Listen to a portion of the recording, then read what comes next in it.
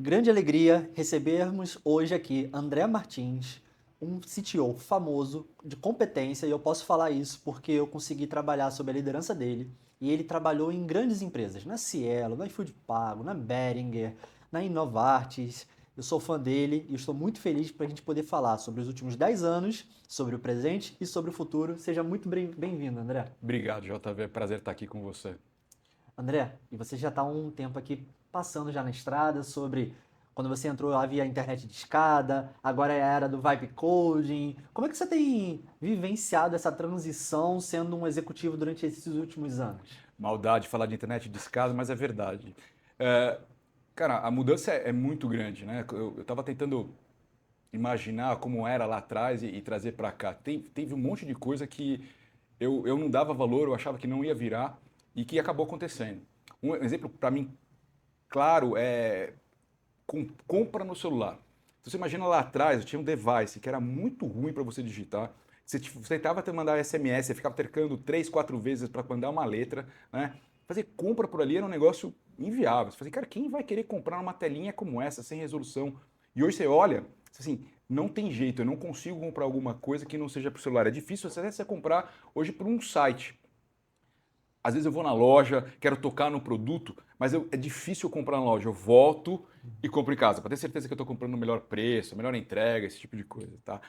A tecnologia mudou muito de lá para cá, né? Então, acompanhar essas coisas é difícil. Você tem que estar sempre antenado, sempre lendo o que está acontecendo e vivendo isso com os times. Então, para mim, tecnologia é legal por causa disso. Acho que é por isso que eu sou tão apaixonado por aquilo que eu faço. Que maravilha. E aí você entrou num conceito que é o phygital. Existe a experiência, a jornada do seu cliente, do usuário no físico. Às vezes a gente vai entrar na parte de fintech, né? Maquininha, como é que Sim. ele utiliza o cartão de crédito? Será que ele encosta, não encosta? Quem aqui no Brasil tem medo de encostar e hoje em dia só insere, né? Então veio a tecnologia do relógio, de você encostar o relógio, a sua pulseira, e agora parece que as pessoas têm voltado. Mas antes disso, para quem não conhece um mundo assim de alta tecnologia, você pode comentar o que que é um CTO?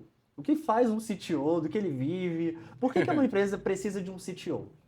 O CTO ele tem um papel super importante, ainda mais num mundo como hoje, quando a gente está digitalizando praticamente tudo. Tá?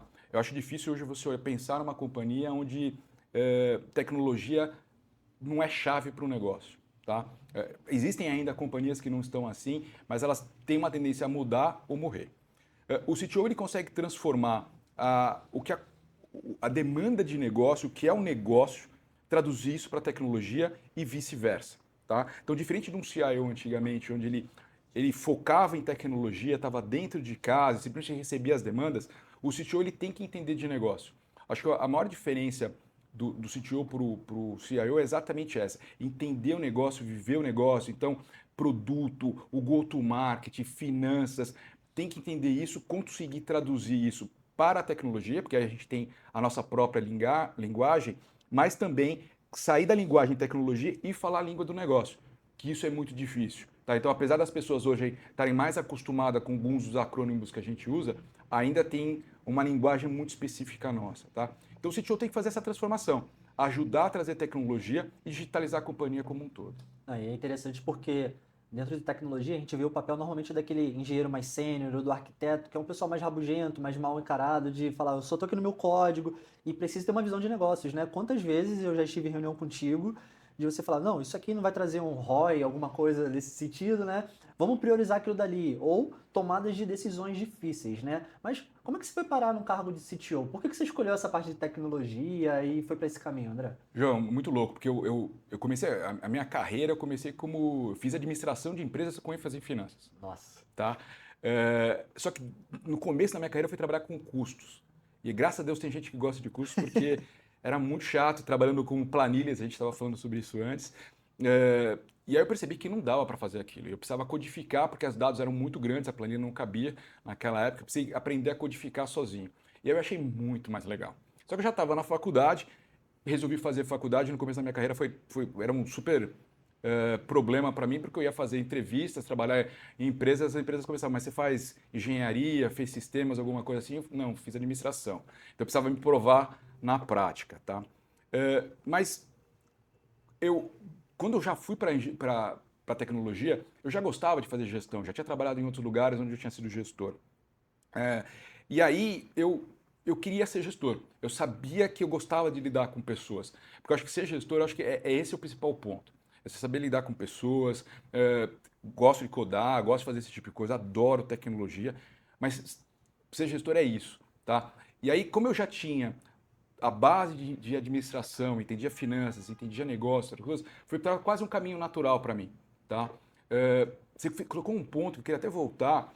Eu acho que tem um papel que vai mudar no futuro com os devs e com o pessoal de engenharia de maneira geral, que é, sim, eles vão ter que ser cada vez mais especialistas, mas eles vão ter que entender de negócio.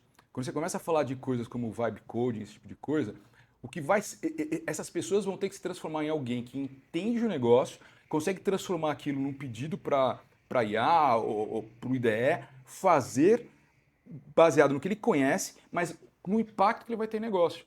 E não dá para imaginar que o CTO, que era o que eu estava falando, que fazia essa tradução, vai ser a única pessoa fazendo isso. Mesmo que ele tenha mais níveis de gestão, pô, cada um vai ter que fazer isso, senão você não vai conseguir fazer. E essas pessoas vão usar a tecnologia de uma forma melhor para elas mesmas. Então elas vão ser importantes, porque existe o super medo ainda de alguns devs de usar IA, esse tipo de coisa, mas elas vão perceber que elas vão passar a ser chave num conceito que hoje a IA não vai chegar, e eu acho que vai demorar muitos anos ainda para chegar. Sei que vai chegar, é o conceito complexo do que a gente está fazendo, de contexto, de impacto, todas essas outras coisas. Isso precisa de um ser humano. Acho que a IA vai demorar muito tempo, se é que ela vai chegar ainda lá, pelo menos no meu tempo de vida aqui. Muito bom. Então você traz uma mensagem de esperança. Existe oportunidade de mercado para quem estiver criando Claro, sua carreira. Nem tudo a IA vai tocar. E é o que a gente tem visto também, quando a gente trabalhava com equipes múltiplas, as empresas, nem todas sabem implementar ou têm sim. medo de LGPD. LGPD é um, né, tem vários sentimentos aqui no Brasil de uma forma, como que utilizar, o que é permitido, o que não é, dado sensível. Então, assim, tem oportunidade de mercado. Eu acho que não é. Eu também concordo de não ter medo de carreira, mas se a gente for voltar assim, 10 anos, 2015 para 2016, o André vendo um cenário de tecnologia para o André de hoje em dia.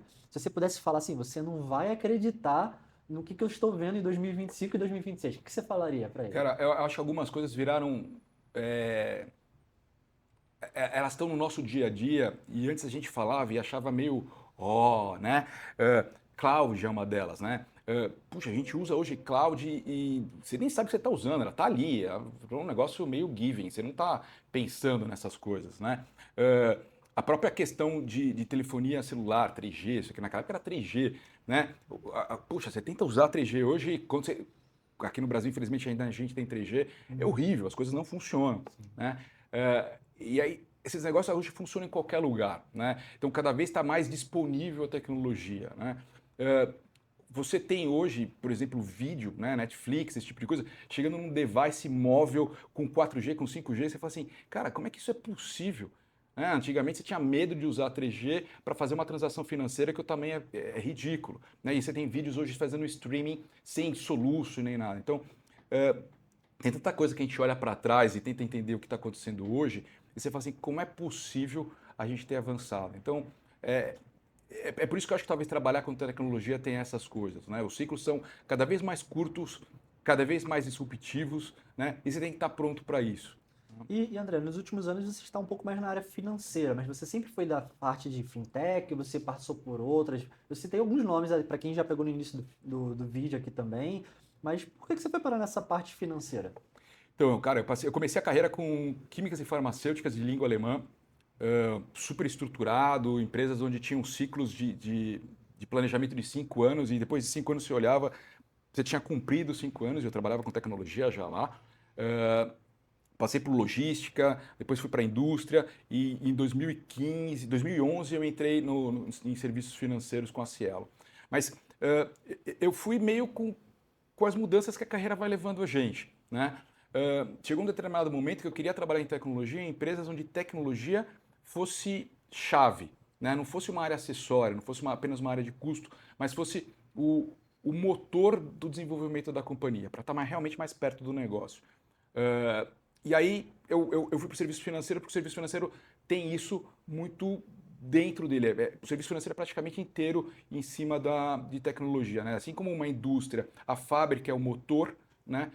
Nos serviços financeiros, tecnologia é o motor. Então, por isso que eu fui para esse caminho, que era isso que eu queria. Entendi. Não sei se todos que estarão nos ouvindo agora são da parte financeira também. Você pode fazer um comentário sobre os sistemas de pagamento? Como é que eles evoluíram nesses últimos anos? Quando eu comecei minha carreira lá atrás mesmo antes de entrar em tecnologia, por exemplo, cartão de crédito, né? Você ia comprar, eles tinham um livro, né, desse tamanho assim, que você olhava pelos números do cartão, pelos primeiros números do cartão, tentava achar o cartão para ver se o cartão estava bloqueado, se ele estava roubado, alguma coisa assim. Depois você usava uma maquininha de plástico, que você colocava um papel com carbono, etc. Chamava reco-reco, você passava a máquina assim em cima, ele gravava os números do cartão, por isso que o cartão tinha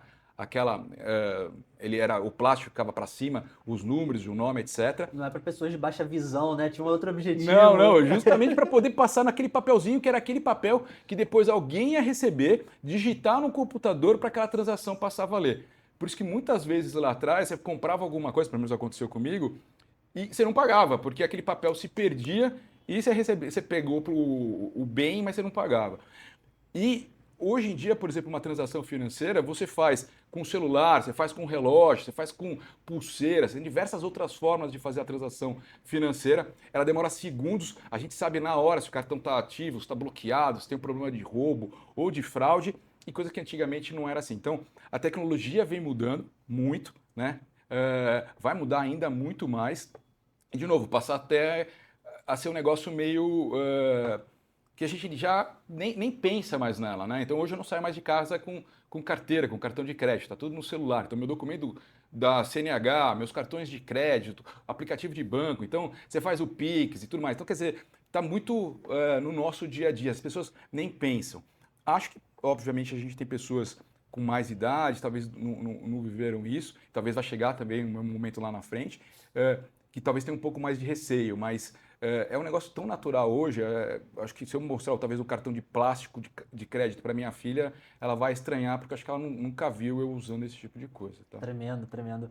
E assim, a gente vê um viés do sobrevivente nas redes sociais, onde tudo é lindo, todo mundo é vencedor, tudo dá certo, né? Mas se você falar de uma tecnologia que você, dentro de um dos seus times, você falou, não, nós vamos investir nisso aqui. Por exemplo, quando eu comecei tinha Hadoop, tinha que aprender Hive, os modelos, eu sou estatístico, eram os modelos que eram a transição para o machine learning, então ainda eram fórmulas, eram algumas regressões multilineares, algumas outras questões estocásticas.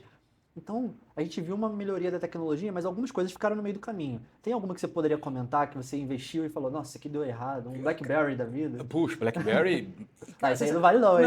Não, e BlackBerry era um super defensor. E o BlackBerry era um negócio engraçado porque ele era muito bom, mas ele perdeu muito o momento com aquela história de querer ter o teclado, assim que o iPhone saiu, fizeram piada do iPhone e tudo mais, e perderam o momento, tá? Mas acho que tem várias coisas até mais próximas. Eu lembro do Ruby, por exemplo, né? Então, Ruby é uma linguagem que tem um super hype, tem uns defensores que são fãs, é um fan base, mas é uma linguagem que hoje, cara, tá meio abandonada, assim, né? E, cara, quem tem tá saindo e quem tá usando são realmente os fãs. Então, você tem várias coisas como essa das pessoas que amam, a gente tem essas coisas na tecnologia, acho que no mundo também tá muito polarizado, e aí você também tem isso dentro de tecnologia.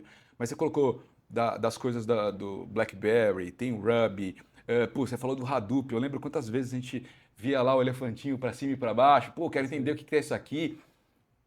Talvez hoje esteja a parte da tecnologia, tá embutido em alguma outra tecnologia, o conceito está ali, mas essas coisas vão saindo, vão mudando, né? Pô, eu estudei SQL Server, né? Então, assim, pô, até é uma vergonha, de certa forma, falar um negócio como esse, né? É polêmico, hein? Então, assim, não sei, eu lembro de uma entrevista muito tempo atrás, eu era muito novel, né? Eu gostava da novela e tudo mais. E eu fui fazer uma entrevista e aí a pessoa falou assim para mim, não, a gente vai implementar aqui rede NT, né? O que você acha? Eu falei, puta, acho que vocês estão perdendo tempo, acho uma tremenda mancada, é ruim pra caramba. E saí da entrevista, falei, pô, perdi, não vou ser contratado. Eu fui contratado e meu primeiro ponto foi realmente fazer a migração da Novell para NT. A Novell morreu, hoje ela tá lá com o Suzy, olha lá, nem sei como é que eles estão hoje. Assim, é muito engraçado, né? Interessante você ver essas mudanças, né? Alta Vista lá atrás, essas coisas. Então, a tecnologia tem muito disso. Então, as empresas têm que se reinventar, as pessoas têm que se reinventar, né? a gente fala de agilidade, desse tipo de coisa, acho que as pessoas têm que ter isso também nelas, né? Perceber que, pô, eu tenho que ter um ciclo de melhoria constante e falar assim, cara, eu não sou mais aquilo, eu tenho que me reinventar, né? Eu posso morrer hoje, né, no sentido figurado aqui, e me reinventar de uma outra forma amanhã, né? Então largar aqui os, os preconceitos, né, as crenças para poder se reinventar. É interessante que eu acredito que a melhor IA é aquela que você não vê. Você já está utilizando no seu celular, sua mãe utiliza, todo mundo utiliza, mas nem tem noção que tem uma série de algoritmos, né? Então essa é uma fake news do bem ali que está acontecendo. E você citou sobre agilidade, que é uma outra área passando em transformação. Sim. Eu não sou fã desse tipo de agilidade que a gente vê nas diversas empresas.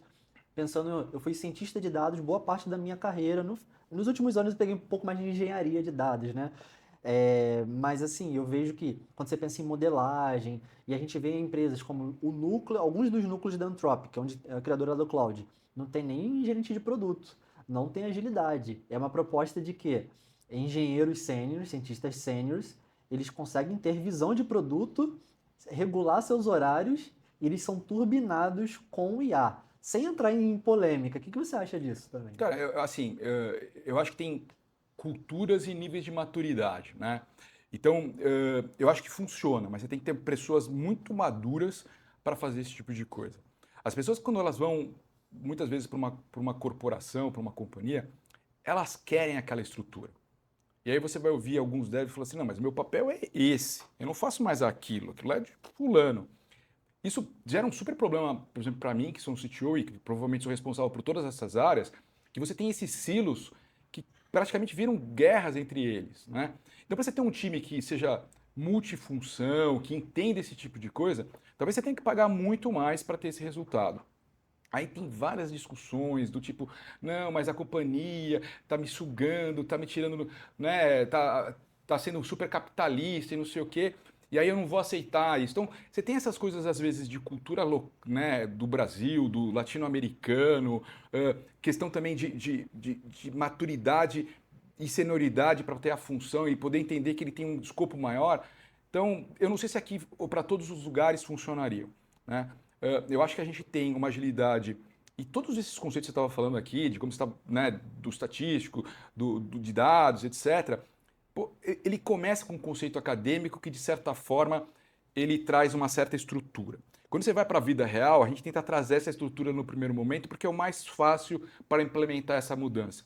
Mas com o passar do tempo, seguir o livro, o texto, não me parece fazer muito sentido, né? Um copy-paste, às vezes, sem nenhuma experiência. E a experiência, né, que faz parte do processo científico, deixa com que a gente mude. Então a gente tem que usar o processo científico na vida real e começar a mudar as coisas e sair disso. Então sair desse negócio tão mais formal, mais rígido, para ter mais essa coisa mais amorfa e que consiga se adaptar melhor à nossa realidade. Nossa realidade ela é muito fluida hoje. Excelente.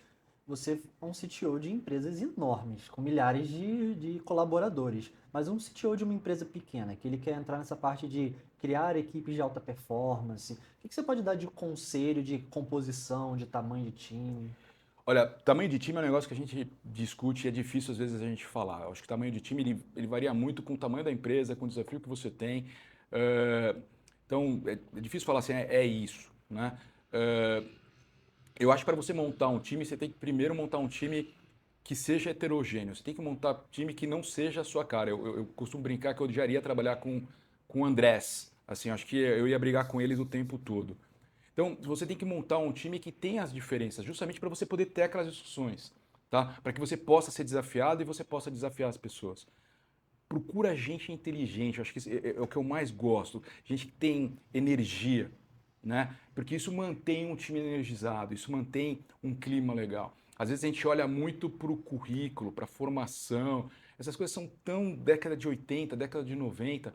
Eu acho que a formação, tudo bem, ela vai dar uma base, mas ela não é tudo, tá? Então, como é que essas pessoas continuam se mantendo atualizadas, né? Que tipo de energia essa pessoa traz, né? Entende um pouco, acho que a gente tem agora acesso à rede social, outras coisas. Então, olha um pouco essa pessoa como um todo, de uma maneira mais holística, para conseguir montar um time que realmente se complemente. É isso que eu procuro, pelo menos no primeiro time, que é o time que está comigo, que são os meus diretos. Eu procuro ter um time diferente de mim e que de alguma forma me complemente em coisas que eu não sou bom, ou que eu não gosto, né, que vão ter comportamentos talvez diferentes dos meus, até para que em alguns momentos que eu sou normalmente um tomador de risco, que a pessoa possa me segurar em alguns momentos. Porque senão, né, trabalhando no mundo regular do que eu trabalho, eu posso correr um risco que vai me gerar um problema. Então tem que ter pessoas que complementem. É isso que eu acredito e eu acho que esse é o conselho que eu daria. Perguntas parecem óbvias, mas o óbvio também é importante. Existem bons talentos no Brasil? Existe. Acho que o brasileiro, a gente tem uma síndrome que a gente precisa mudar muito, que é a questão do cachorro vira-lata, tá? Sim, a gente tem coisas horríveis no Brasil, iguais a outros lugares do mundo, mas a gente tem muita gente boa. O brasileiro tem um jogo de cintura, uma capacidade de se reinventar, de ser criativo que você não vê em outros lugares. Eu trabalhei em culturas onde dava 5 horas da tarde e a caneta caía. E por um lado, ok, mas por outro lado, assim, pô, quanto essa pessoa realmente está envolvida naquilo que ele está fazendo, né? Quanto que aquilo não é um trabalho das 8 às 5 e acabou, e eu não estou mais nem aí. Eu acho que o brasileiro tem essa diferença, a gente vive, né? A grande parte vive o que está fazendo. Eu gosto disso. Eu acho que se eu estou trabalhando com uma coisa que de segunda a sexta é uma dificuldade para mim, puxa, vai ser horrível. Mesmo porque no papel de CTO, o meu trabalho não termina na sexta-feira, não termina quando o expediente termina, né? Você está disponível 24/7. Então, pô, você tem que, para isso, você precisa estar gostando do que você faz, você tem que ter orgulho do que você faz, da companhia que você representa, tá? Então, de novo, é isso também que eu procuro nas pessoas. Então, e acho que no Brasil tem isso, tá? André, você falou sobre um aspecto psicológico, que é trabalhar com alto risco, alta pressão. Normalmente a gente espera que um CTO vai ter uma palavra final. E pode ser o quê? Uma questão de como que eu mantenho minha sanidade trabalhando com tantas pessoas esperando tanta coisa de mim e numa empresa que qualquer resultado que eu possa tomar uma decisão certa ou errada vai mexer um ponteiro de uma forma impactante. Como é que, você dando um conselho para um outro CTO de uma empresa também, talvez não do tamanho que nem você já liderou, mas de uma empresa que esteja em crescimento de médio para grande, como é que ele mantém essa questão de sanidade mental e consiga continuar? Eu acho que a higiene mental é um negócio super importante, né? Então, primeiro, o que eu vou falar o que eu faço, o que funciona para mim. Eu fazia muito esporte, procuro fazer esporte, né? Então, eu fazia triatlon, era uma forma de eu cansar fisicamente e tentar desestressar mentalmente. Isso fazia também com que, como era muito ruim, fazia com que eu também vivesse uma realidade muito diferente do negócio, onde você está lá como número um, como você colocou, e tem uma expectativa de um super-homem, etc. Aqui eu era o contrário, eu era o ruim e tentando competir com gente muito boa, tá? Uma outra coisa é, pô, procura ajuda, né? Então, psicólogas, psiquiatras, eu acho que a gente deixou de ter esse momento de que isso é uma vergonha, que isso é um problema, que é um tabu, né? Eu leio muito sobre neurociência, esse tipo de coisa, como é que o cérebro funciona, para tentar ajudar os outros e tentar me ajudar a me entender também. E procura ter uma saúde, ter uma vida, pô, vai ler, vai curtir seus filhos, vai ver uma série. Eu acho que sim, eu vivo, eu tô lá, como eu falei, disponível 24/7. Mas você tem que, de alguma forma, tentar viver o seu outro lado, porque senão você acaba explodindo. E você, algumas pessoas falam que a gente comportamentaliza a vida. Eu não consigo acreditar nisso. Eu não acho que a gente é uma pessoa no trabalho, uma pessoa em casa, uma pessoa com os filhos. Eu acho que a gente é meio um amálgama disso tudo. Então você tem que tomar muito cuidado para você não trazer a pressão, a irritação que você está no trabalho com seu filho, com a sua esposa, né, com a sua família, e também o contrário, né, ser um paizão demais talvez com os colaboradores, né? Você tem que entender que as pessoas às vezes têm momentos mais difíceis e que você tem que estar lá para ajudar, para apoiar, mas tem momentos que você tem que ser realmente mais diretivo, tem que ter uma mão mais dura, você tem que olhar para a companhia, olhando para outras coisas. Então, eu acho que é um pouco disso, João. Você tem que equilibrar um pouco mais as coisas e procurar o que funciona. Então, tem gente que lê é a melhor coisa, tem gente que gosta de pescar, né? Então, assim, eu acho que você tem que ter essas válvulas de escape, porque não acho que só no trabalho do CTO, mesmo no dev, em outras posições, finanças, etc. O mundo hoje está super, super dinâmico e a expectativa é super alta, né? Então, É algo que você fazia, que eu lembro, que você entrava em algumas reuniões com pessoas de diversos cargos. Não apenas naquele tipo de reunião com assim, a equipe inteira, mas em reuniões de 5 pessoas, às vezes, né? Para ter o pé no chão. Antigamente tinha o executivo que se fantasiava dentro de uma indústria, né? Um chefe fantástico, né? Ia lá, aparecia. Você entrou várias vezes também, né? o que a gente muitas vezes vê é que o executivo ele fica um pouco mais isolado, né? E você fazia o contrário disso também. Você ia em todo tipo de reunião, respondia o Slack de todo mundo. O que que te motivava? Ou você sempre foi assim? Ou aconteceu algum momento de mudança? Não, João, acho que eu sempre fui assim. Primeiro, eu comecei como estagiário de tecnologia, né? Passei por todas as cadeiras, diversas áreas, eu praticamente sentei em todas as áreas de tecnologia. Eu tive gestores muito bons e tive chefes muito ruins, cara. E eu aprendi com eles, né? Então, o que eu quero fazer, o que eu acho bom, o que funciona, o que não funciona, não que tudo que eu faça funcione, longe disso, mas é, cara, eu sou um cara super simples, né? Se a gente for olhar aqui, talvez você seja o CTO, tá todo de terno e camisa, eu estou mais tranquilo aqui. Assim, eu sou um cara super simples. A gente cansou de fazer videoconferência e eu tava de bermuda e chinelo, ou descalço em casa, entendeu? É, então, eu quero estar perto das pessoas, eu quero entender o que está doendo, né? O clima das pessoas, trabalhar com saúde, como a gente estava falando, saúde psicológica, tudo, é super importante para mim. E não é uma demagogia no meu caso, tá? Eu não gosto de cometer ingerência, não gosto que façam isso comigo, não gosto de microgerenciamento. E às vezes eu quero entender o que está acontecendo. E a forma talvez melhor de entender é realmente pular 2, 3 níveis e sentar numa reunião de, sei lá, no sprint review, entender o que está acontecendo, numa reunião de um time e ouvir. É difícil às vezes eu ficar quieto e não participar, mas às vezes é importante você ouvir, né? E tá ali sentindo, ver o que você pode fazer, o que você pode ajudar. Né? Então eu faço isso de uma maneira, para mim, natural e verdadeira. O que eu vejo do outro lado também, que eu, quando entrei em algumas reuniões contigo, havia um dev júnior e havia gente já de diretoria, tem todos os cargos ali, né? Às vezes as pessoas podem se sentir intimidadas quando entra um cargo muito grande, né? E aí, o que eu vejo também de quem trabalhou contigo tem um trabalho de cultura da diretoria descendo para a gerência, para o team lead, para Ah, todo mundo, para suavizar essa tensão. Porque imagina, tem um time ali conversando na dele, do nada entra o CTO da empresa, numa empresa que tem 10 mil funcionários. Todo mundo fica quieto, né? Fica é, aquele clima chato, né? e aí, mais ainda, você tem que tomar cuidado com o que você fala, né? Então, às vezes tem reuniões, tem crises ou reuniões pós-crise e tudo mais, e uma palavra sua, ela tem um peso muito maior por causa do crachá, né? Por mais que eu fale numa reunião que não tem crachá, que está todo mundo sem crachá, as pessoas só vão acreditar nisso com o passar do tempo, né? Então é muito importante realmente você fazer uma cultura onde as pessoas percebam que isso é uma coisa verdadeira e que não seja só eu falando, né? Então as pessoas falam, não, é como você fazia, JV. Você falava assim, não, puta, pode falar, o André não tem problema. Então, as pessoas têm que acreditar isso e ver acontecendo. Você tem que pôr em prática. Então, não procurar o culpado, né? Óbvio, tem momentos que tem que agir em cima de uma pessoa específica, né? Você não pode ser também tão, não, é todo mundo. Mas, até na hora de reconhecer também, mas você tem que entender como a coisa funciona com você, como é que você se sente quando você fala com outras pessoas, quando você vai falar com um conselho, quando você vai falar com uma pessoa super importante. Então, a gente também vive isso, né? Então, como é que você ajuda essas pessoas a chegarem lá, né? Vou dar um outro exemplo que a gente fazia bastante, é o que eu pedia bastante, em reuniões grandes com o time, eu não gosto tanto de eu falar. Eu sempre pedi, pô, gente, tragam as outras pessoas, porque eu tô acostumado com palco, eu tenho palco, para mim, ok, sempre dá um friozinho na barriga, mas é uma coisa mais natural. Como é que eu preparo alguém para um dia estar nessa posição de palco? Naquele dia transformou e ela vai pro palco?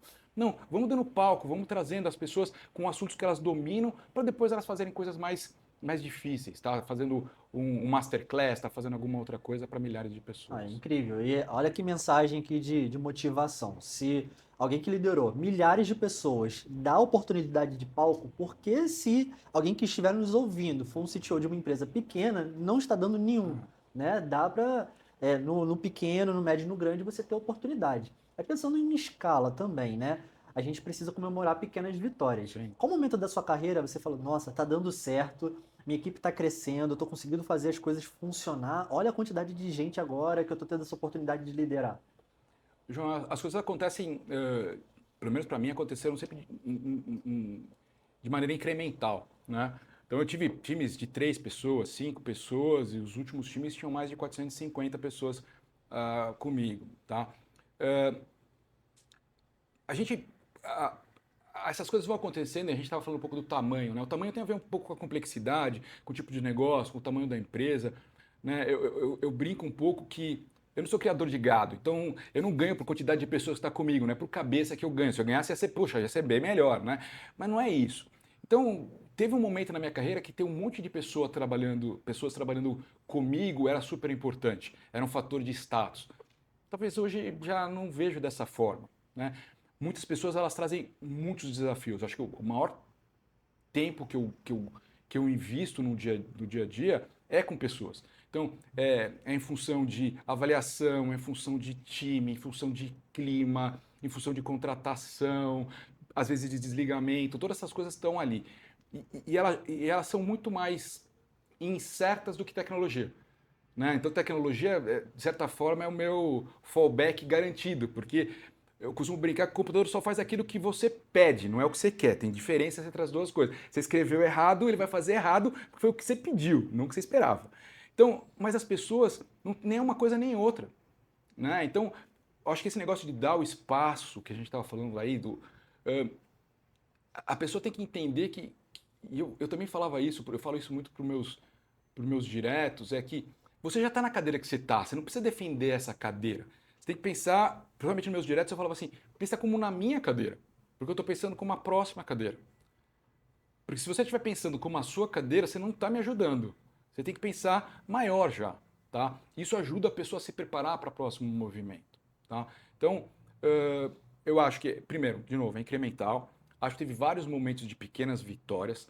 Algumas vezes eu errei nessas pequenas vitórias, onde eu não percebi, por exemplo, que a gente deveria comemorar, porque eu também dei, putz, mas isso aí era meio esperado, né? Poxa vida. Né? E algumas vezes, inclusive, quando vinham me cumprimentar por algumas coisas, eu falava assim, gente, mas foi o que me pediram, né? Então, talvez essa barra alta que eu tinha comigo eu levei para outros lugares e para outras pessoas, e eu não devia ter feito isso, eu não devo fazer, então até ficar mais atento para o futuro. Mas sim, você tem que comemorar, você tem que estar lá, e tem que ser verdadeiro. Se parecer ou for falso, não faça.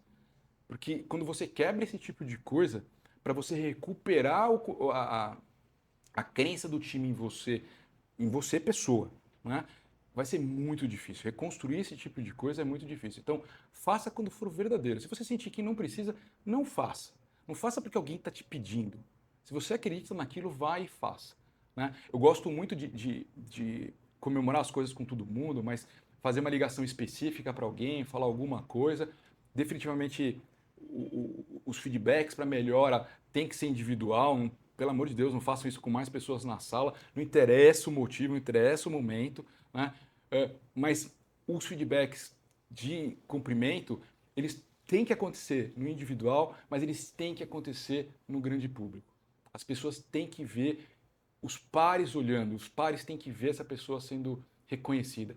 Isso gera, pelo menos no meu entendimento, uma força motriz, uma força positiva. Ah, vai gerar inveja, não sei o que. Gente, isso gera. As pessoas ficam sabendo também se você não falar. Então faça isso de maneira propositiva, intencional. Porque isso vai fazer também com que as outras pessoas esperem isso acontecer para elas. Então elas vão trabalhar para esse bem, esperando ser recompensadas. Isso gera um ciclo positivo, né? Não um vicioso. Ah, incrível. E aqui você está falando de uma forma ampla, mas você possui diversos níveis de senioridade dentro do seu time, Sim. né? Então, as réguas, elas são diferentes também, São. né? Não é uma mesma régua de você ser, claro, bonzinho ou rigoroso com todo mundo. A gente espera, pelo menos que em um time de elite ou na sua equipe de diretoria, você possa apertar mais, né? Faz parte também do jogo, não é porque a gente vive num mundo agora que tudo é tranquilinho que a gente não precisa ter uma alta exigência para ter uma alta qualidade de entrega também, né? Sim. E essa parte que você falou, né, a gente teve até uma questão do panetone, que ficou muito famoso lá na empresa durante um tempo também, de que às vezes um símbolo, que nem você comentou, Uhum. algumas pessoas elas vão querer que um símbolo de um agradecimento público vai impactar bastante. Isso eu lembro claramente, às vezes é um doce de final do ano Sim. que impacta e gera uma história gigantesca, onde as pessoas ficam felizes com um pouco de chocolate, mas aquele chocolate foi um símbolo de um agradecimento, de uma história que foi montada, né? É incrível. E uma questão que eu vejo, as pessoas quando elas vão montando as suas carreiras, às vezes algumas delas têm problemas de confiança. E você, pelo que você comentou, você não tem o problema de confiança no seu time mais próximo, né? Que você não sai direto com 500 pessoas. Você tem algumas camadas que você Sim. vai descendo, né? Como é que você lida com confiança? Você já comentou um pouquinho, mas só para deixar mais Ah, específico. não, confiança é um negócio super importante, né? Eu já tive que desligar pessoas porque eu não confiava. Eu não tinha nenhum, vamos dizer assim, nenhuma evidência de problema, mas tinha uma questão de confiança que eu não consegui fazer com que essa pessoa recuperasse a minha confiança e aí eu falei assim, cara, não funciona. E aí nessa hora o que é melhor é não continuar, porque passa a ser um relacionamento falso que volta para aquele ponto anterior, onde não vai ser bom para ninguém. É super difícil desligar uma pessoa, é ruim. Você não está desligando só essa pessoa normalmente tem uma família. Então, quer dizer, tem um efeito cascata super perverso. Mas também trabalhar num lugar onde tudo que você fala, tudo que você faz, tem alguém duvidando, pensando que não é bem aquilo, que tem fatos escondidos e tudo mais, também não é legal. Então a gente tem que ter coragem de tomar essas ações. Confiança, ela acontece com na minha cabeça, de convivência. Então você tem que ter uma convivência, né? Confiança na minha cabeça começa com eu me abrindo, né? Então falando das minhas fragilidades, esse tipo de coisa. Óbvio, você tem que ser esperto, você não pode abrir tudo, né? Você vai abrindo devagarzinho, porque é assim que você vai dando confiança para as pessoas e vai entendendo se você pode confiar ou não. E as pessoas também vão fazendo isso com você. Você vai vendo quanto que essa pessoa confia ou não confia em você. Você tem que. Tem uma expressão americana, né, que é walk the talk. Então, você tem que fazer aquilo que você fala de alguma forma. Né? Então, você não pode falar uma coisa e agir de uma maneira diferente do que você falou. Fazer, o que você está passando? Né? Então, eu não posso confiar em você. Então, mesmo as más notícias têm que ser dadas, e têm que ser dadas no momento certo, da forma certa. Né? Se esconder ou tentar adorar uma coisa, ou achar que se você falar de uma outra forma, você vai enganar e vai dourar a pílula, eu acho que é um super erro. Então, eu acho que isso você vai montando a confiança e você vai tendo um time que confie em você. Não dá para imaginar que você chegou numa companhia e você às vezes chega em companhias, a companhia já tem 450 pessoas, já tem uma estrutura, todo mundo vai confiar em você no primeiro momento. Não, você vai ser muito julgado, testado, quero ver seu currículo, quero ver se você realmente conhece. Ah, você falou que você veio de tal lugar, nossa senhora, deixa eu ver se é isso mesmo. Então, e você é um ser humano. Você tem os defeitos que todo mundo tem, né? Talvez um pouco mais experiência, talvez não, você tem mais experiência, tudo mais, mas poxa, né? Você é um ser humano. Então, você vai ter que mostrar esse tipo de coisa. Então, eu acredito nisso. Então, essas coisas de você tentar ficar sendo como o forte, o super-herói, cara, isso vai dar errado para você. Aí entrando nesse tema de cultura, não fazendo marketing, mas na nossa diretoria, na árvore, nós dois, o nosso amigo LCF também, em breve nos veremos, nós possuímos o melhor NPS, Ah, talvez da empresa, não vou falar o nome de empresa, mas juntos a gente tinha uma questão de cultura forte, né? Mas aí, sem eu falar aqui, falando mais na tua visão, o que que você, dando um contexto, eu acredito que a gente trabalha numa área que dá um prazer de você acordar e trabalhar. Tem problema, mas problema tem em todas as áreas, mas eu poderia estar lá numa mina de carvão.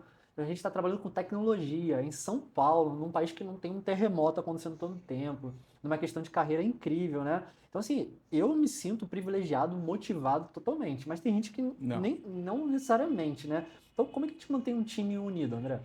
Cara, assim, de novo, acho que você tem que falar muito do propósito, né? Por que que você está fazendo aquilo, por que que aquilo é importante, fazer os reconhecimentos, dar um direcionamento claro, né? E recompensar o que precisa ser recompensado. Né? E, de novo, isso é um processo, isso não é uma coisa que você fala e acabou, você não precisa fazer. Então, assim, você tem que falar muito sobre isso, você tem que falar muito dos resultados, como que a coisa acontece.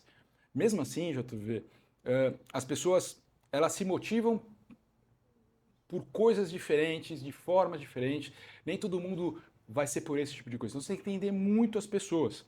Né? Então, por isso que estar perto nas reuniões, esses momentos, também ajuda você a entender nos almoços, então pegar num café. Né? Então é interessante você ver esse outro lado. Né? Por isso talvez eu goste tanto de ler sobre esse tipo de coisa, como o cérebro funciona, porque as pessoas são diferentes, como o nosso passado influenciou as nossas coisas hoje.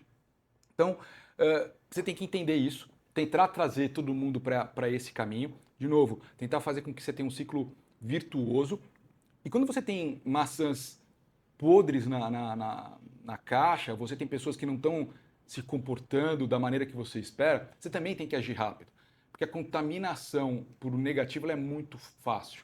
né? Só você ver o que dá mais manchete nos jornais é a má notícia. A boa notícia ela não dá manchete. A gente não comenta sobre isso, tá?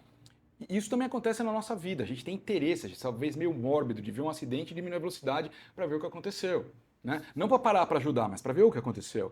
Então, isso também acontece dentro da empresa.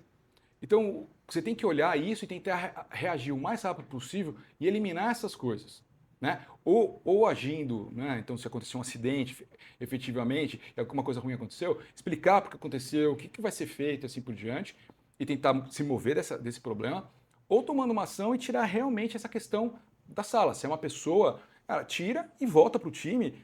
Eu sei que muitos times de people não gostam disso, mas voltar para o time e explicar porque essa pessoa não está, e ser transparente. Então, eu não concordo com você desligar uma pessoa por uma questão de comportamento e não contar para o resto do time. Eu acho que você tem que deixar claro, não precisa massacrar a pessoa, mas falar assim, gente, essa é uma coisa que a gente não quer, que a gente não espera. Porque senão o que acaba acontecendo é, amanhã alguém faz isso de novo, porque ela não recebeu o sinal ou não entendeu o sinal que você estava dando naquele momento. Então, seja claro. Né? De novo, as pessoas têm chances, né? Acredito em segunda chance, terceira chance, não necessariamente na mesma companhia. Às vezes sim, na mesma companhia, às vezes não. Então, não é porque a pessoa não foi bem aqui que ela vai ser a mesma pessoa em outra empresa. Talvez ela tenha aprendido com o que aconteceu aqui e vai ser diferente em outra empresa. E às vezes a condição de temperatura e pressão, usando um termo de uma outra área, vai ser diferente e por isso a pessoa vai ter muito sucesso e vai ser muito boa na outra empresa. Tá? Então você não precisa massacrar o profissional aqui. Não, nem todo mundo é o Michael Jordan que sai do basquete, vai pro beisebol e volta, né? Exato, joga golfe, faz outras coisas. Então, assim, poxa, né? Não espera, eu não sei nem se eu sou um desses, né? Se discutiu muito uma época que, em vez de você ser um profundo conhecedor, era bom que você fosse um generalista com uma certa camada. E aí você usa os especialistas em outros lugares.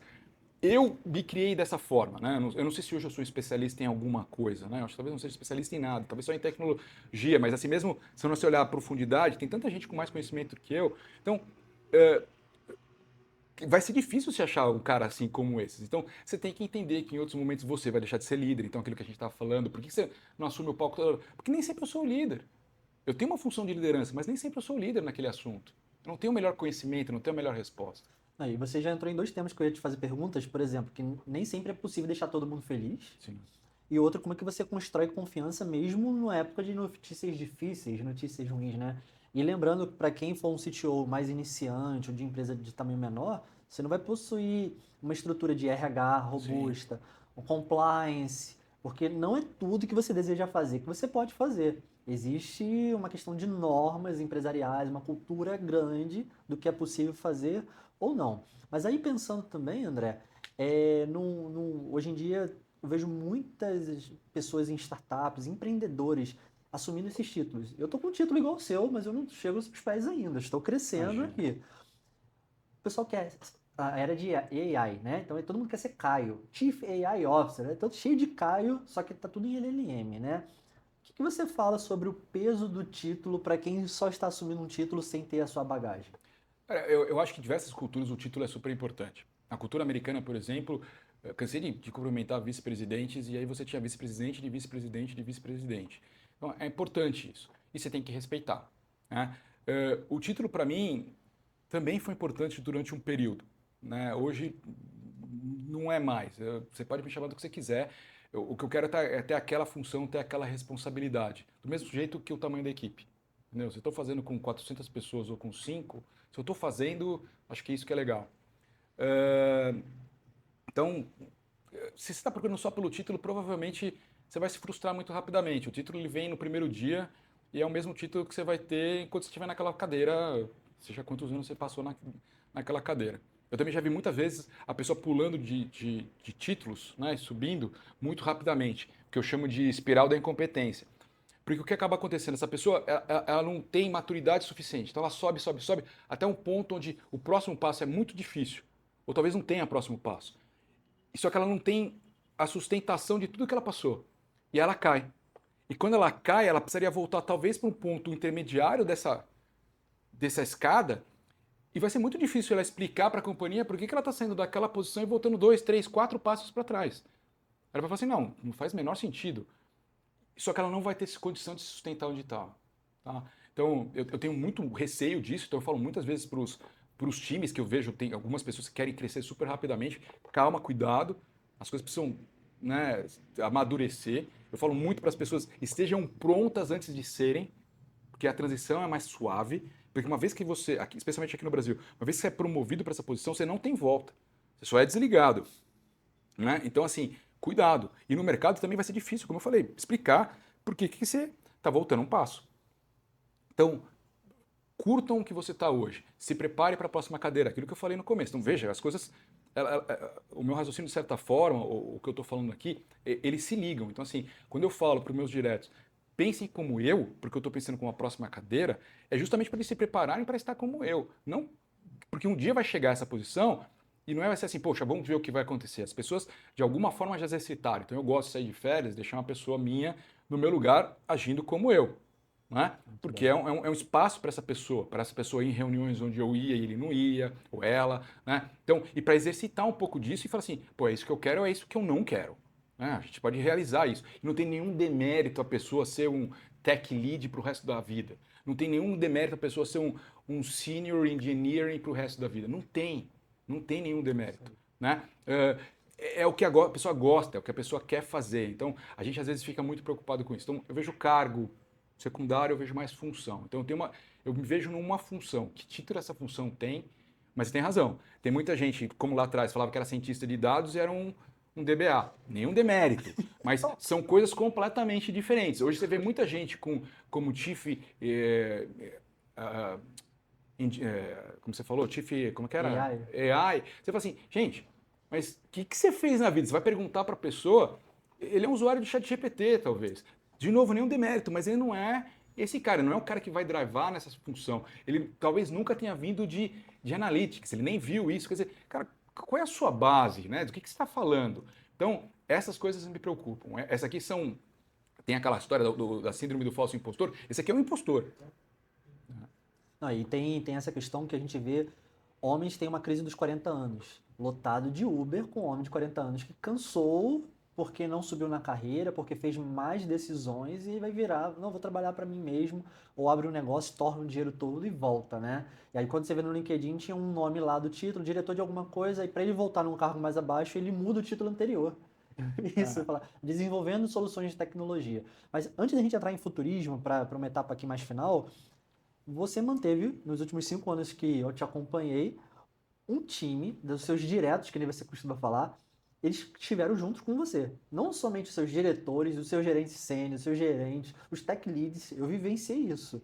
Qual que é um segredo que você possa dar? Talvez se não quiser contar um segredo, né, que parece que é uma fórmula mágica, mas um conselho para quem está novo nessa trajetória de liderar tantas pessoas numa empresa. JV, eu acho que eu vim falando nesse nosso papo sobre isso. Eu vou tentar trazer em uma palavra que me veio na hora que você estava falando aqui. Não sei se é a melhor, mas é a palavra que veio. É consistência. E para mim é consistência nos seus atos, nas suas palavras, como você trata as pessoas. Né? Eu acho que você precisa ter essa consistência para as pessoas olharem em você e se inspirarem em você. E de verdade, várias pessoas do meu time me inspiram. Né? Então, a gente estava conversando aqui sobre a sua história antes, então, assim, pô, eu sou inspirador. Eu não sou e eu odeio ser a pessoa mais inteligente da sala. Porque se eu sei que se eu sou a pessoa mais inteligente da sala, a sala é extremamente limitada. Então não vale para mim. Eu quero estar em uma sala onde, pô, eu posso ser um dos mais inteligentes, mas tem mais gente inteligente ali. O coletivo é melhor. E não, isso não é demagogia, porque só assim eu sou desafiado e eu gosto de desafio. Então, eu acho que eu não sou o cara mais querido do mundo, então acho que você está até sendo lisonjeiro aqui, fazendo lisonja para mim, mas eu sei que eu trago problemas para algumas pessoas, eu sou às vezes uma pessoa direta e tudo mais, então eu sigo tentando procurar melhorar, entender esse tipo de coisa, entender por que eu faço essas coisas em alguns momentos, etc. Mas eu procuro ser verdadeiro, né? Então quando eu erro, eu volto, eu peço desculpas sinceras também, eu percebo, e não interessa a posição da pessoa, cargo e tudo mais, senioridade, pô, são seres humanos, e eu também, antes de qualquer coisa, eu sou um ser humano. Então acho que por isso que é tão importante a gente manter essa consistência. É isso que faz com que os times se permaneçam, os times estejam junto com você, os times te ajudem sem você perceber. Quantas vezes eu vi você o LFC fazendo e outras pessoas, coisas para mim ou por mim, porque eu não estava enxergando, né? Então, assim, e isso é muito legal, né? Então, isso te dá uma paz de espírito super grande.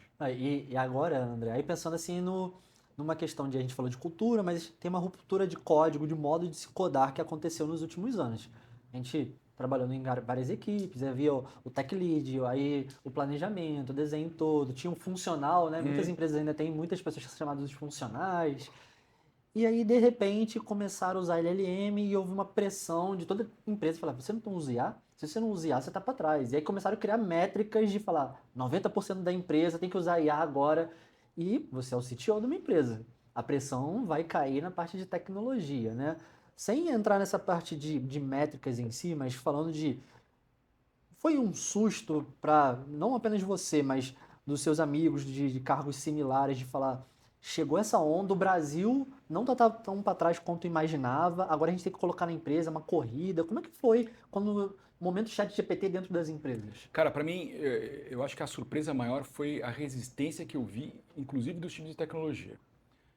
Me surpreendeu negativamente. Então, eu tendi a acreditar que, por nós sermos de tecnologia, sempre falar de mudança, etc, etc, quando a mudança acontecesse conosco, ela ia ser super abraçada. Né? Já que a gente divulgava e falava sobre isso para os outros, falava assim, nossa, tá vendo a área de finanças, a área de RH, sei lá, são avessas a mudanças. Quando chegou a nossa vez, eu vi muita resistência. Né? Muita gente perdendo, com medo de perder emprego, de perder espaço. Ah, não, eu não vou fazer tal coisa porque isso vai me deixar mais burro. E a pessoa não conseguiu perceber a mudança de paradigma, que o papel dela estava se tornando outro papel, que tava, na minha cabeça virou um papel muito mais intelectual, né? Muito mais de cérebro do que o trabalho braçal. E aí eu vi essas pessoas gostando do trabalho braçal e eu falava assim, puxa, mas não faz sentido. Então eu tive muita dificuldade de fazer as coisas acontecerem. E aí você falou da métrica, e a métrica ela é um pouco perversa, mas ela também traz para você, principalmente para mim, que estava como gestor, e às vezes eu estava longe de quem estava usando, um parâmetro de, pô, está sendo usado, não está sendo usado, como é que está sendo usado, como é que não está sendo usado, por que aquele time usa tanto, aquele outro time não usa nada, né? O que eu faço desse time aqui? Eu consigo passar um pouco dessa cultura para o outro? Então, o que a gente faz? Né? Então, a métrica, de novo, ela pode ser injusta, porque, sei lá, numa dessas métricas eu, por exemplo, ia super mal porque eu não usava a IA interna da empresa, mas eu usava a IA externa pra caramba. Eu falei, puxa, eu preciso começar a mostrar o meu nome aparecendo aqui, porque senão vai ficar ruim para mim. Então, tá bom, era injusta, mas, pô, André, você sabe que a regra é essa. Você não vai brigar com o termômetro, que é uma outra fala que também sempre uso. Cara, o termômetro é esse, está em kelvins, Fahrenheit, centígrados, tanto faz. Usa o termômetro baseado nele e você reage a ele. Você não vai esconder a doença, tá? Então, essa acho que foi a maior dificuldade e a maior surpresa minha. E aí, de novo, é uma questão de cultura, uma questão de você ir mostrando e entender que as coisas também demoram para fazer. Talvez tenha sido ingenuidade minha. Né? A dificuldade de mudança, ela é do ser humano, ela é inerente do ser humano, então independente da área que a pessoa está. Então, quando aconteceu na minha, foi uma surpresa, mas eu devia ter visto isso por outro prisma. Tá? E André, você acha que é interessante, mesmo quem não seja tão experiente quanto você, dar a oportunidade de criar times destacados para fazer uma inovação, trabalhar com uma IA de ponta, alguma coisa assim? Ou sua visão é de não tem time destacado, vamos integrar em outros times? Como é que você vê essa questão? Puxa, é super difícil. Assim, no primeiro momento, a minha resposta rápida para você seria assim: não faz um time separado. E quando você fala que você tem uma inovação num time separado, a primeira coisa que me vem à cabeça é: não, só aquele time cuida de inovação. Isso aí pode ter dois efeitos perversos. Primeiro, eu não preciso fazer inovação, é dele. Né? E o segundo, pô, só ele faz inovação, que é o efeito contrário do primeiro. E aí você talvez tenha gente minando o outro time. Então eu não gosto muito dessa ideia. Mas talvez em alguns momentos, dependendo da cultura da companhia, dependendo do time que você tem, você precisa fazer isso para você puxar alguma coisa inicial, porque você tem gente que talvez seja mais adepta, seja mais eager de pegar esse tipo de coisa. Então, beleza.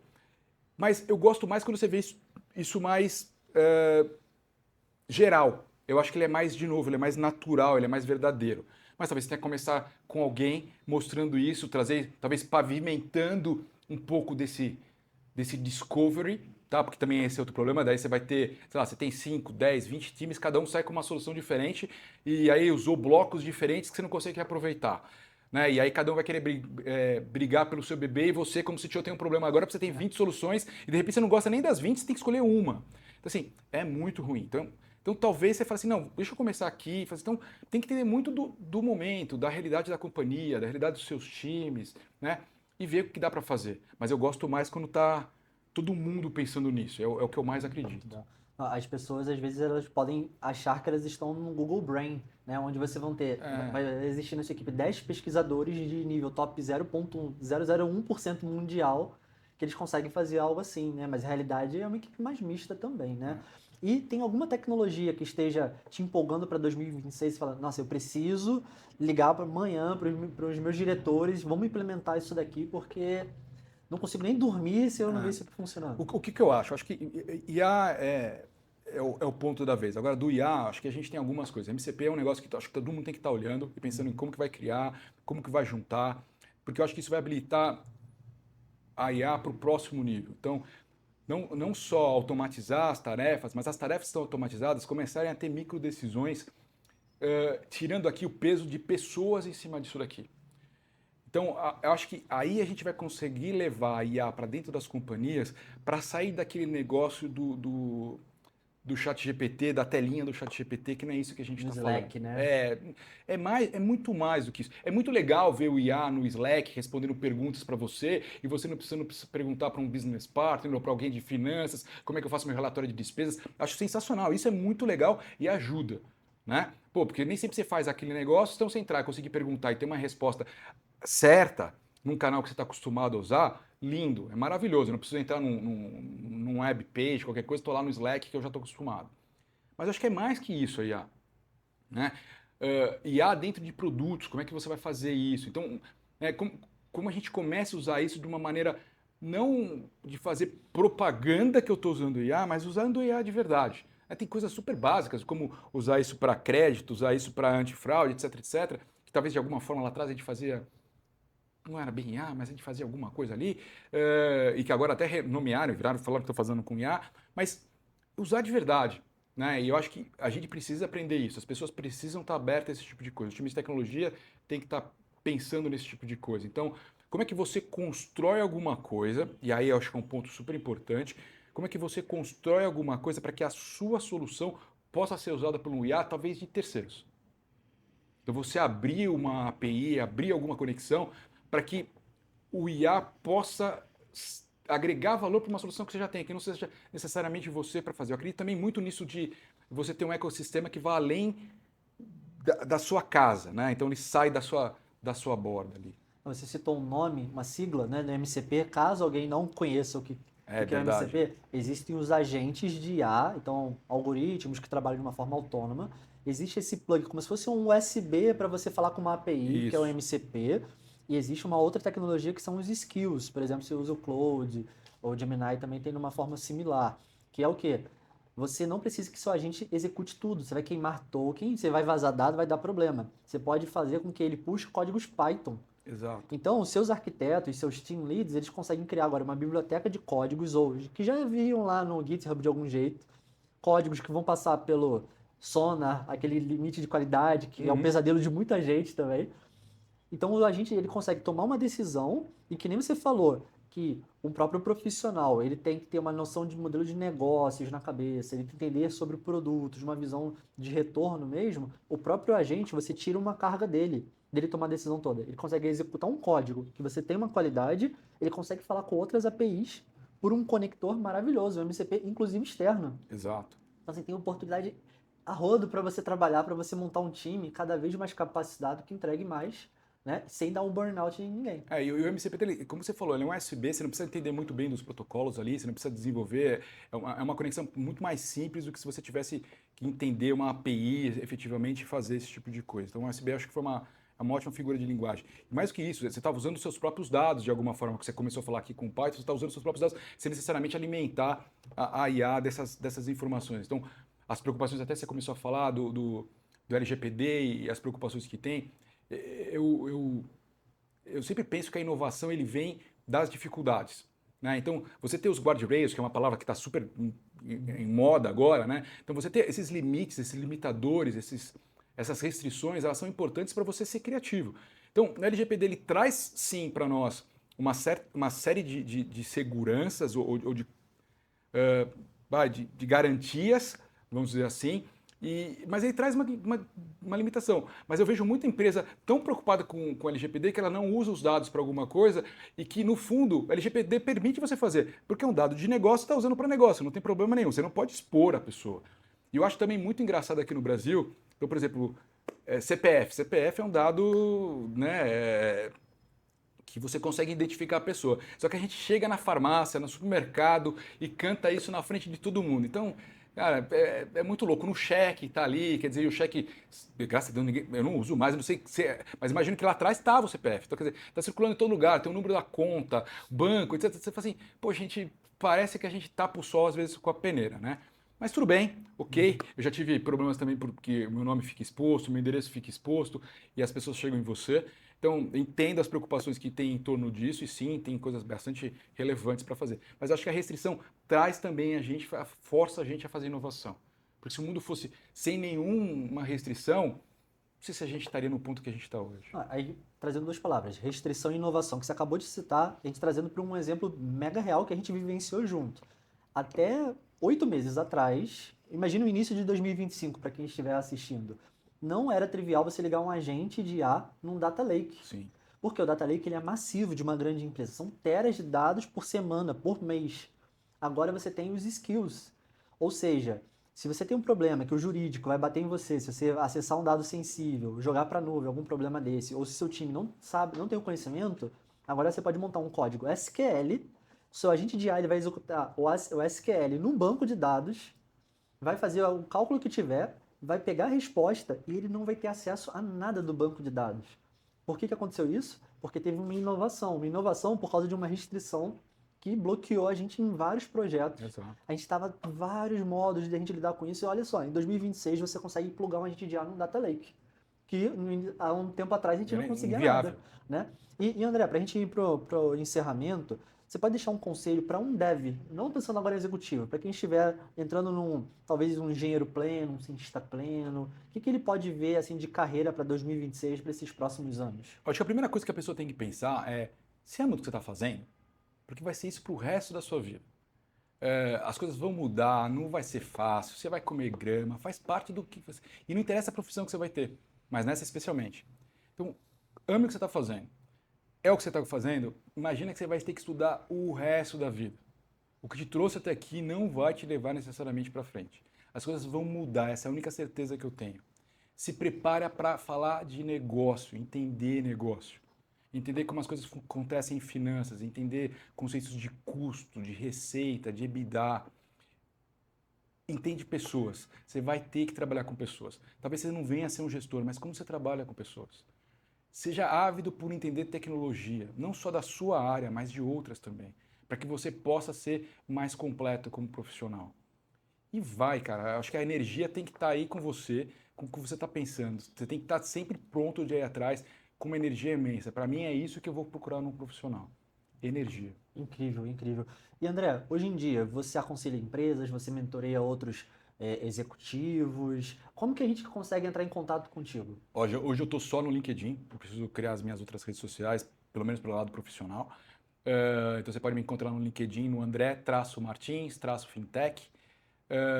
Eu sou conselheiro de empresas, estou terminando a minha formação para conselheiro e estou no mercado para posições de CTO. Então a gente está sempre buscando alguma coisa nova. Eu também sou um ávido por tecnologia, adoro esse tipo de coisa.